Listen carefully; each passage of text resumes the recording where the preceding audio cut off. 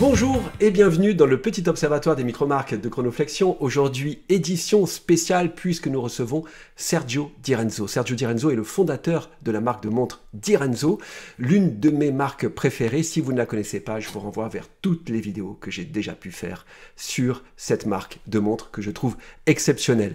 Alors comme Sergio arrive, eh bien, on va l'accueillir tout de suite. Bonjour Sergio, ravi de te recevoir sur Chronoflexion, surtout pour la sortie tant attendue de la DRZ02R Aérolite. Alors, comme tout le monde ne te connaît pas encore dans le monde de la francophonie, est-ce que tu pourrais te présenter en quelques mots? Bonjour Lionel, merci beaucoup de m'inviter sur ta chaîne. Je suis hyper content d'être ici sur Chronoflexion. Donc, je me présente, je m'appelle Sergio.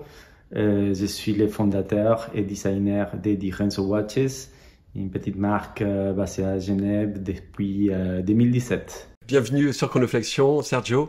Alors, moi, il y a une question qui me tarabuste depuis le début et que j'ai très envie de te poser, c'est comment es-tu passé d'architecte à horloger? Bon, j'ai travaillé dans le domaine de l'architecture pendant 20 ans et dans un moment donné, j'ai ressenti le besoin de changer des caps et surtout de créer mon propre projet parce que j'ai toujours été un peu entrepreneur et avec des envies de faire des nouvelles choses, d'essayer des nouvelles activités et bien sûr j'ai toujours aimé l'horlogerie, les montres, c'était une passion, un hobby. Et un peu par hasard, j'ai suivi un cours de design horloger ici à Genève. Et c'est comme ça qui finalement je me suis lancé, un petit peu par hasard. Est-ce que tu peux nous parler un petit peu de ta collection de montres? Quel est ton style de montre préféré? Qu'est-ce qui motive pour toi l'acquisition d'une pièce? Et quelles sont tes 3 pièces favorites? Bon, ma collection des montres se compose principalement des montres Di Renzo. Donc, pour moi, c'est toujours difficile d'acheter une autre marque, même si, bien sûr, j'ai surtout des micro-marques et des marques et quelques unités, aussi des marques connues. Pour moi, que je suis un peu nostalgique, il faut que ça soit une montre vintage, ancienne. Je pense que j'achète jamais du neuf, sauf si c'est justement une micro-marque que j'ai déjà acheté. Donc, j'ai ici mes 3 pièces préférées. La première, c'est une Lemania Cal 2220. Elle s'appelle Lemania 6BB. C'est une montre chronographe monopoussoir et utilisée pour la Royal Air Force. Et pour moi, c'est vraiment la pièce que j'aime le plus. Elle est absolument parfaite. Et ensuite, j'aime beaucoup j'aime beaucoup les chronos. Donc, d'ailleurs, il faudrait que je fasse une chrono. Et surtout les mouvements, les Mania 5100. Donc, j'ai cette SIN 157 Titanium avec les Mania 5100 utilisées par les forces de l'air allemandes des années 90 et j'aime bien, c'est très légère. Et finalement, la troisième, ce sera la Omega Dynamic, que c'est une montre, à mon avis, comme disent les Américaines, completely underrated. C'est une montre qu'on peut acheter par 500 € ou 600 et absolument magnifique. Les boîtiers, les cadrans, les dimensions, c'est vraiment une montre d'ailleurs. J'ai toujours trouvé des inspirations sur cette montre et voilà, je la porte avec beaucoup de plaisir. Très jolie montre. Merci beaucoup de nous avoir présenté une partie de ta collection. Est-ce que tu as d'autres hobbies? Je te verrais bien dans la photo ou l'automobile, par exemple. En fait, je pense que j'ai trop de hobbies. Je pense que je pourrais passer toute ma journée à faire mes hobbies. Donc, oui, la photographie, c'est très important. D'ailleurs, la plupart des photos et vidéos, c'est moi qui les produisent. Ensuite, j'ai toujours été passionné de l'aviation. J'ai un brevet ULM en France. mais après la naissance de mon petit, je vole de moins en moins. Et bien sûr, les voitures anciennes, tout ce qui est design des années 50-60, j'adore. Et bien sûr, la musique et plein d'autres choses. J'ai fait pas mal de sport aussi, mais oui, je pense que à la retraite, je vais pas m'ennuyer. Mais on a tous remarqué la petite guitare derrière toi pour la musique.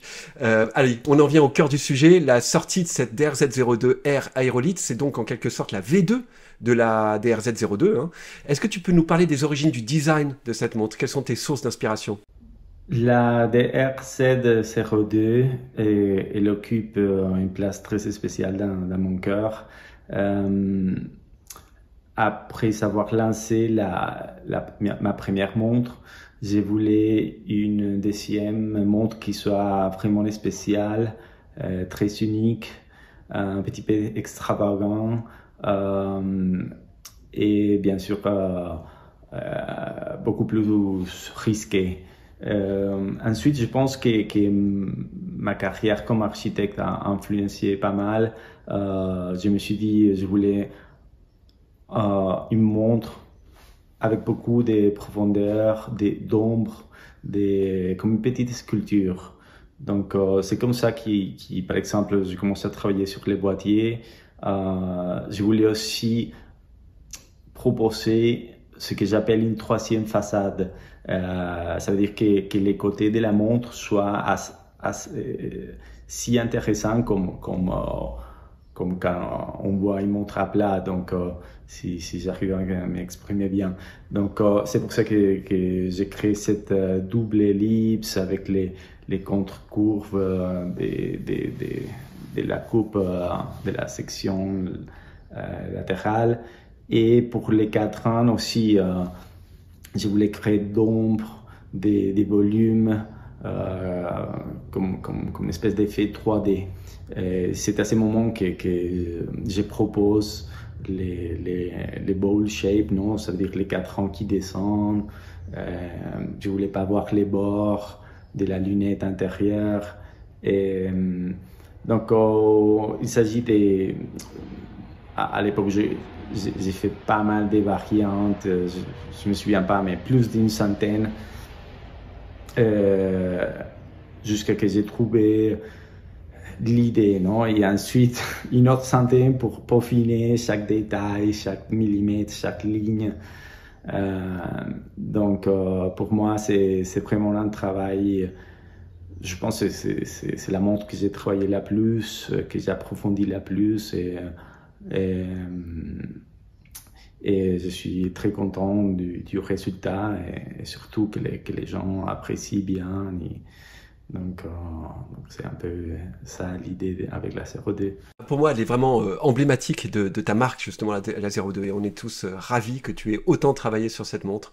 Quels sont les principaux changements apportés par rapport au modèle antérieur, la DRZ01 V1? Et les principaux changements apportés à la 02, et c'est bien sûr sa taille plus petite et l'ajout du bracelet métallique fait sur mesure pour cette montre. Mais ensuite, toutes les composants, c'est une montre qui se ressemble beaucoup à la variante 1, à la version 1, mais j'ai tout changé. En fait, toutes les dimensions, les proportions, les boîtiers, les aiguilles, cadrans, la couronne. Et je pense qu'avec l'opportunité d'avoir l'utilisé pendant des années, ça m'a donné cet espace pour dire, bon, ça, il faut changer, ça. Et je pense qu'aujourd'hui, la nouvelle version, ça ressemble c'est plus proche vraiment à mon idée originale. Bah écoute, je pense que c'est tout l'intérêt de faire une V2 justement. Pourquoi tu l'as baptisée Aérolite, synonyme de météorite? Est-ce que tu essayes de garder une sorte de cohérence entre la dénomination de tous tes modèles en faisant délibérément référence à des corps célestes? Donc en effet, je continue à travailler sur les sujets spatials et j'aime bien nommer mes montres sur ces sujets.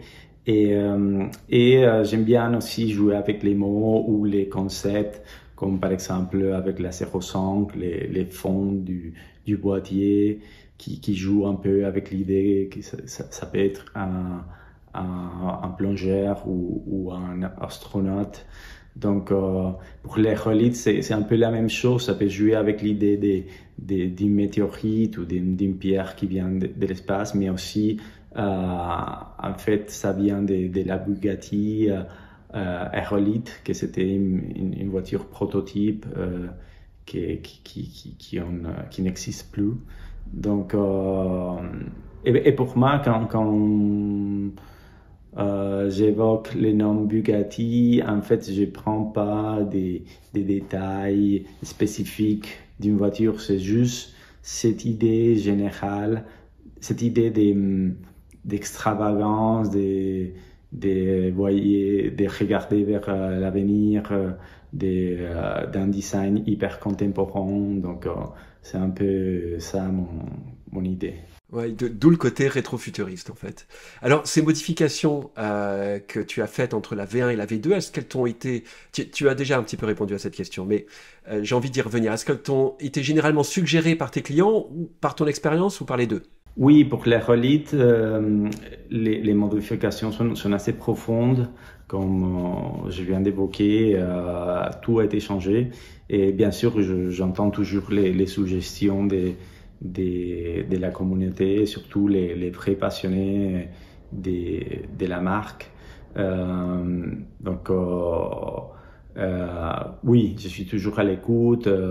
Des fois aussi, j'ai des propositions de couleurs qui sont très bien marchées, comme par exemple la Relight. Je ne me souviens pas, l'année passée, quelqu'un m'avait proposé de faire une orange. Donc voilà. Donc oui, j'entends toujours, je suis toujours à l'écoute parce que je me suis rendu compte que c'est ça comme j'arrive à faire évoluer la marque. Super, super. Eh ben, moi, j'ai envie de te reposer cette question sur le cadran que tu as un petit peu abordé aussi précédemment. Comment t'es venue l'idée de faire ce cadran au rebord concave? Est-ce qu'on peut dire aussi que c'est l'une des signatures principales de Direnzo? Oui, les cadrans, que c'est une des signatures de la marque, effectivement, comme j'avais évoqué, et il est apparu à partir de l'idée de créer quelque chose de plus profond dans le sens spatial, et aussi je voulais pas qu'on puisse voir les côtés intérieurs de la lunette. Donc c'est un peu ça. C'est vrai qu'il y a des montres ou des modèles que c'est plus réussi que d'autres. Par exemple, sur les Eclipse, c'est assez subtil. Mais bon, le détail, il est là. Est-ce que tu peux nous parler aussi de ce nouveau bracelet de l'Aerolite? Je le trouve fascinant en fait, avec ce côté très fuselé comme ça. Oui, je voulais un bracelet qui ait une belle continuité avec les boîtiers, qui donne l'impression que c'est une montre avec un bracelet intégré, mais que ça soit facile à changer et à installer d'autres types de bracelets. Il est un peu inspiré de la Bulgari Octo, mais avec des lignes plus courtes, donc plus arrondies. C'est un peu comme ça qui vient l'inspiration. Et je pense que ça donnait très bien. J'ai l'impression que ce bracelet complète bien la montre. Il la complète très très bien. Et quels sont tes projets après? Est-ce que ce sera autour de la DRZ05 V2, la Solaris V2, ou et dans ce cas-là, quelles seraient les modifications principales? Bon, concernant la Solaris, pour l'instant, il n'y a pas des projets de relancer la Solaris. Peut-être dans l'avenir, on verra. Bah, écoute, la Solaris, c'est ma daily watch, hein, donc j'aimerais beaucoup que tu nous proposes une V2 un de ces jours. Et à quand la DRZ 06 alors? Est-ce que tu peux nous dire ce qui se prépare? Ouais, ou est-ce que c'est top secret pour l'instant? Oui, et la 06, ça serait une montre magnifique. C'est une montre à remontage manuel petite seconde qui a un peu l'air de la 02, mais c'est pas du tout la 02. Donc, je travaille sur ça et aussi je suis en train de travailler avec la 07. Mais voilà, ça va venir bientôt. Ouh, tu attises notre curiosité là. Et la 07, tu l'appelleras Skyfall ou quelque chose comme ça, j'imagine. Quelle est la plus grande source de satisfaction dans ton activité horlogère? Il y a des moments que j'aime beaucoup. Les premières, c'est quand je reçois les prototypes de mes montres. Parce que après d'avoir consacré aussi de temps à travailler sur un design et les savoir en vrai sur les poignets, c'est un moment super spécial. Et deuxièmement, bien sûr, les rapports avec la communauté, avec les passionnés de la marque, quand on reçoit des messages voilà, que les gens sont super contents ou qu'ils portent la montre sur je sais pas, la naissance de ses enfants ou des moments spéciaux. Ça j'adore. Donc, voilà, il y a les côtés design qui est très satisfaisant et aussi l'interaction avec les passionnés, c'est assez spécial. Et je pense pour nous, les petites marques, on a ça, non? On a le rapport direct, voilà, avec des grandes marques, c'est complètement impossible, non? Et ouais, c'est l'un des principaux attraits des micro-marques, je dois dire, c'est vrai. Et est-ce que tu peux nous dire maintenant quel est l'aspect le plus difficile de ton métier de fabriquer des montres, d'être une micro-marque? Bon, je pense que l'aspect plus difficile pour nous, les petites marques, c'est de se créer une place. Il faut du temps, de la persistance. C'est difficile, hein. Beaucoup de constance et surtout de passion. Je pense que si on est 150, 200% passionné sur ça, c'est très difficile parce qu'il y a toujours des moments difficiles, des problèmes. Donc, il faut être constant, il faut jamais baisser la tête et continuer et voilà, penser au moment sympa et qui te donne plaisir. Donc, voilà, des choses difficiles, il y a pas mal. Ben voilà, Sergio, c'était ma toute dernière question. J'en ai pas d'autres pour l'instant, en tout cas. Un énorme merci d'avoir participé à cette entrevue sur Chronoflexion. C'est un vrai plaisir. Je crois que c'est une première hein, dans le monde francophone. Donc, merci pour cet honneur que tu nous fais. Je pense que les abonnés de Chronoflexion l'apprécient à sa juste valeur. Merci pour ta confiance et puis je te dis à très bientôt. Merci beaucoup Lionel, encore une fois, de m'avoir invité sur ta chaîne. C'était un vrai plaisir d'être là. J'espère pas avoir dit trop de bêtises en français. Un autre français, parfait. Et voilà, donc j'espère qu'on se verra bientôt. Je l'espère aussi. Et merci beaucoup. Et voilà, à bientôt.